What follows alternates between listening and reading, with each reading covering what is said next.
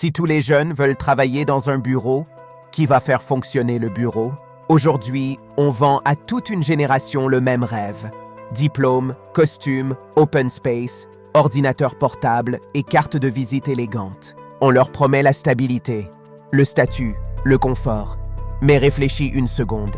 Si tout le monde s'assoit derrière un écran, qui installe la climatisation quand elle tombe en panne en plein mois d'août? Qui répare le système électrique quand tout l'étage plonge dans le noir? Qui installe les réseaux, les câbles, les prises, les serveurs? Un bureau sans technicien n'est qu'une pièce vide avec du mobilier cher. La vérité que personne ne dit, c'est que plus il y a de diplômés qui cherchent le même poste, plus la concurrence fait baisser la valeur de ce poste.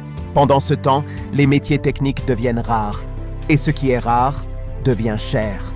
Le technicien en climatisation, l'électricien, l'installateur réseau, eux ne dépendent pas d'un seul employeur. Ils facturent, ils choisissent leurs clients, ils répondent à un besoin réel, immédiat, indispensable. On nous a appris à chercher le prestige. On aurait peut-être dû nous apprendre à chercher l'utilité.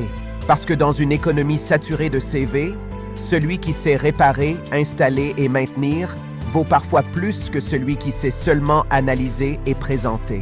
La question n'est pas « quel métier est le plus impressionnant ?» mais « quel métier restera indispensable quand tout le monde aura choisi le même chemin ?» Et maintenant, dis-moi en commentaire, tu préfères être celui qui fait des PowerPoint ou celui qu'on appelle quand le PowerPoint ne s'allume plus? Abonne-toi avant que ton Wi-Fi tombe en panne et que tu aies besoin d'un technicien pour retrouver cette chaîne.